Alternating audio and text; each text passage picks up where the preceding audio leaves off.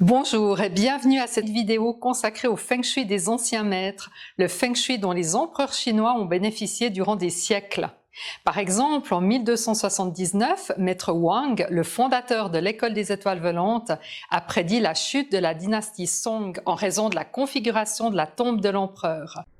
Suite à cela, le savoir de Maître Wang a été utilisé par les empereurs de la dynastie Qing dès 1644 pour assurer leur propre prospérité. Que vous ayez découvert le Feng Shui il y a des années ou il y a quelques jours seulement, vous êtes au bon endroit si vous désirez mettre en place chez vous des formules puissantes issues du véritable Feng Shui, le Feng Shui transmis de maître à disciple depuis plus de 2000 ans. Je suis Florence Jacquier, ancien médecin urgentiste. On se trouve actuellement dans ma maison dans les montagnes du Valais en Suisse. J'ai fondé l'Institut Suisse de Feng Shui en 2010 et j'ai aidé à ce jour plus de 60 000 personnes venant de 34 pays différents à améliorer leur vie grâce à des formations Feng Shui ou des consultations. Je collabore avec des architectes à la construction de maisons, d'immeubles et d'entreprises partout dans le monde, de l'Europe en passant par la Guadeloupe, le Canada ou les Antilles. J'ai été choisie en 2016 pour la rénovation d'un monument classé au patrimoine suisse. Je vais commencer par vous montrer comment reconnaître le véritable Feng Shui et ne plus perdre votre temps à mettre en place des conseils provenant d'un Feng Shui qui ne fonctionne pas.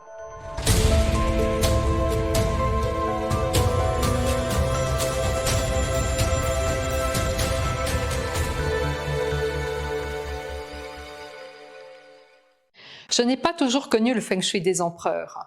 J'ai découvert pour la première fois le Feng Shui en 2001. À l'époque, je travaillais comme médecin aux urgences du CHUV à Lausanne. Ma vie était passionnante mais épuisante, j'avais des maux de dos importants, j'étais tout le temps fatiguée, je n'avais pas de temps pour mes amis.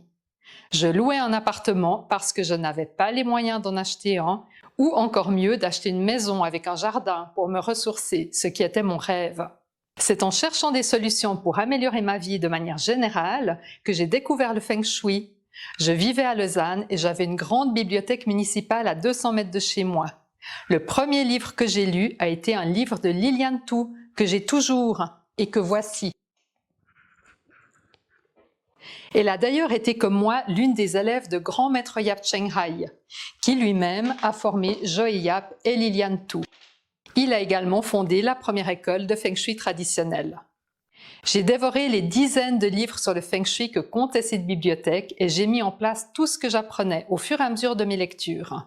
On va voir tout à l'heure une partie des choses que j'ai mises en place, comme la fontaine dans le secteur de la richesse, le couple de canard mandarin ou encore la grenouille à 3 pattes.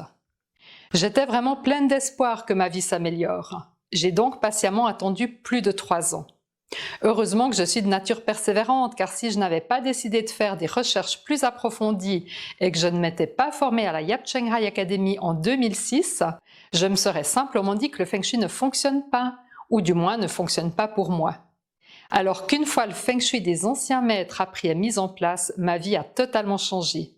Et c'est la raison pour laquelle j'ai décidé, quelques années plus tard, en 2010, de fonder l'Institut Suisse de Feng Shui, pour enseigner le véritable Feng Shui, celui des empereurs chinois, et aider des milliers de personnes à travers le monde.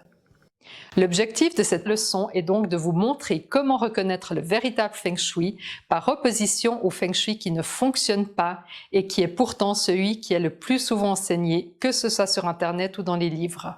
Et là où ça devient vraiment difficile quand on n'a pas été formé par un grand maître, c'est que certaines personnes mélangent dans leurs livres ou leurs enseignements les deux types de Feng Shui. Donc mon objectif ici est double. 1. Vous éviter les mêmes erreurs que moi. Et 2. Vous permettre d'appliquer chez vous les formules et principes du Feng Shui des anciens maîtres, un Feng Shui avec lequel on peut déjà avoir des résultats après 24 heures. Vous avez sûrement lu beaucoup de choses sur le Feng Shui. Vous avez peut-être même mis en place des principes ou des formules avec plus ou moins de succès. Si vous n'avez pas eu de résultat, il est fort possible que vous n'avez justement pas utilisé le bon Feng Shui. Alors commençons maintenant avec des exemples de ce qu'est le Feng Shui qui a été utilisé par les anciens empereurs chinois et celui qui ne fonctionne pas. Voyons d'abord le Feng Shui qui ne fonctionne pas. Je pense qu'une des fausses informations la plus souvent véhiculée est le principe des 8 aspirations de la vie.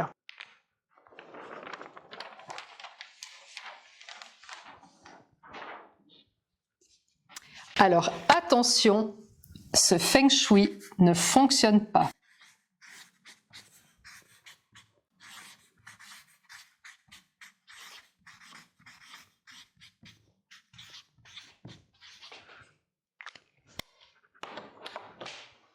Dans ce système, la porte est toujours sur la façade nord, ce qui n'a aucun sens puisque seule une boussole peut donner le nord.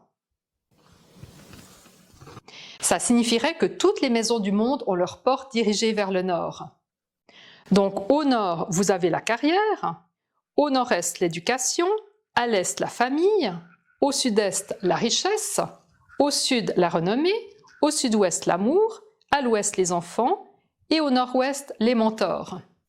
Maintenant, en dehors des 8 aspirations de la vie, qu'est-ce qui n'est pas du ressort du feng shui et qui est pourtant très souvent cité?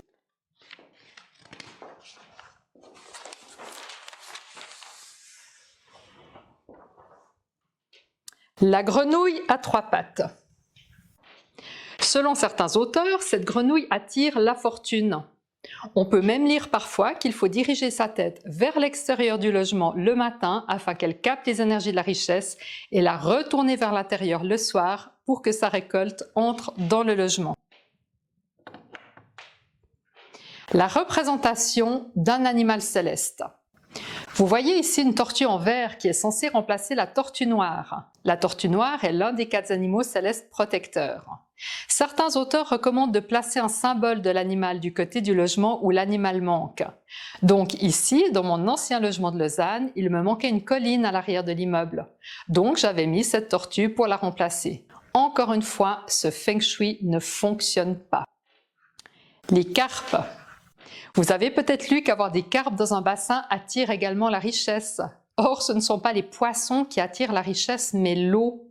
Mais encore faut-il avoir placé l'eau au bon endroit, ce qui nécessite de connaître une grande quantité de formules. Les pièces chinoises. Je suis sûre qu'il y en a plusieurs parmi vous qui en ont placé au dos de vos classeurs ou suspendu à des poutres. Là encore, il ne s'agit pas de feng shui véritable, elles ne vont pas changer votre vie. Les objets à double pour attirer l'âme sœur, comme 2 tables de nuit, 2 oreillers, 2 brosses à dents, 2 cœurs rouges. Une statuette de Bouddha ou d'autres divinités pour attirer la chance. La purification d'un lieu de vie. Les miroirs Pakwa. Ici, vous voyez l'immeuble dans lequel j'habitais à Lausanne et vous voyez l'angle de l'immeuble en face qui vient frapper la porte d'entrée. J'avais lu qu'en plaçant ce type de miroir, on pouvait neutraliser l'énergie néfaste. Là encore, il s'agit d'un feng shui qui ne fonctionne pas. Le couple de canards mandarins. Selon beaucoup d'auteurs, placer un couple de canards mandarins dans le secteur amour des 8 aspirations de la vie, autrement dit au fond à droite du logement, permet d'attirer l'âme sœur. Les porte-bonheur et amulettes. Les pivoines pour l'amour. Les miroirs qui sont utilisés pour remplacer un secteur manquant ou apporter l'abondance parce qu'ils doublent par exemple un plat de fruits sur une table ne relèvent absolument pas du feng shui. Les illustrations d'eau, ça peut être une cascade, la mer, un lac, qui sont censés attirer l'argent et qui font également partie du feng shui qui n'apportent pas de résultats. Alors attention, je ne vous dis pas que ces méthodes n'ont aucun effet, mais le message que je veux vous faire passer ici, c'est que ce n'est en aucun cas du feng shui. Maintenant, j'aimerais bien que vous me laissiez un petit commentaire sous cette vidéo s'il y a quelque chose que vous avez fait ou mis en place chez vous et dont vous ne savez pas s'il relève du feng shui des anciens maîtres. Je lis tous les commentaires et je vous répondrai. Et maintenant, voyons quelques formules et principes qui ont trait au feng shui des anciens maîtres, celui des empereurs chinois, le seul qui puisse changer votre vie.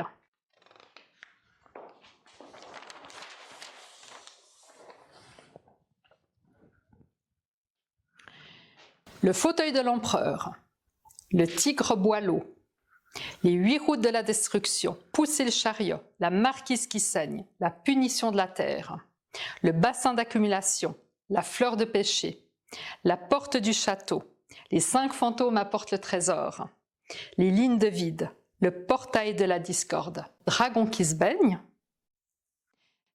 Maintenant, quelque chose d'important. Vous êtes peut-être en train de vous dire que le véritable Feng Shui a l'air drôlement compliqué et que ce n'est pas donné à tout le monde de l'apprendre. Quand vous apprenez le Feng Shui, le but n'est pas de tout comprendre et de tout savoir en quelques jours. Le but, à mon sens, est d'apprendre le Feng Shui à l'aide d'une méthode pas à pas et d'appliquer ce que vous apprenez chez vous au fur et à mesure que vous l'apprenez. Comme ça, vous allez commencer à voir des résultats, ce qui va vous motiver à continuer à apprendre. Vous allez alors appliquer une autre formule, vous allez avoir de nouveaux résultats et vous allez ainsi poursuivre pas à pas. Ce qui est le plus important, c'est d'avoir une marche à suivre précise et d'être guidé étape après étape. En conclusion, voici ce que vous pouvez retenir pour différencier le Feng Shui qui ne fonctionne pas du véritable Feng Shui. Ceci n'est pas du Feng Shui.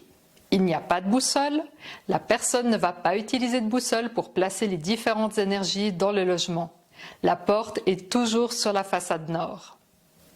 Utilisez un lopan, la boussole de l'expert en Feng Shui ou au moins une simple boussole. La direction de la porte est le nord, quelle que soit la direction réelle que regarde votre porte d'entrée. La direction de la porte est donnée par la boussole. Dans le Feng Shui véritable, c'est la boussole qui va déterminer le degré de direction de la porte d'entrée. Dans le Feng Shui qui ne fonctionne pas, les énergies sont toujours au même endroit. L'amour sera toujours au sud-ouest, autrement dit au fond à droite, la carrière au nord, la richesse au sud-est. Et c'est pour cette raison qu'à l'époque j'avais mis une fontaine dans ce secteur, ce qui m'a apporté des résultats catastrophiques puisque j'ai découvert plus tard que cela activait l'étoile du conflit, la Tanlang de la malchance et le palais des problèmes en tout genre, ces trois énergies étant toutes trois des énergies que l'on retrouve dans chacune des pièces. Dans le Feng Shui véritable, les énergies varient et sont placées selon différents critères, dont notamment la direction en degrés de la porte d'entrée. Par ailleurs, il y a plus de 30 énergies différentes rien qu'à l'intérieur de votre logement, et pas seulement 8. Il n'y a pas d'énergie négative dans les 8 aspirations de la vie, qui regroupent uniquement des concepts positifs. Alors que dans le véritable Feng Shui, il y a aussi bien des énergies positives que négatives, car comme vous le savez certainement, selon le fondement taoïste du yin et du yang, l'un ne peut pas exister sans l'autre.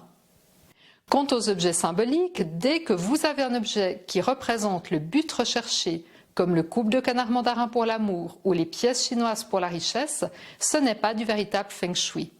Maintenant que vous n'allez plus perdre de temps à lire ou mettre en place des choses qui ne fonctionnent pas, il est temps pour vous de passer au Feng Shui des anciens maîtres.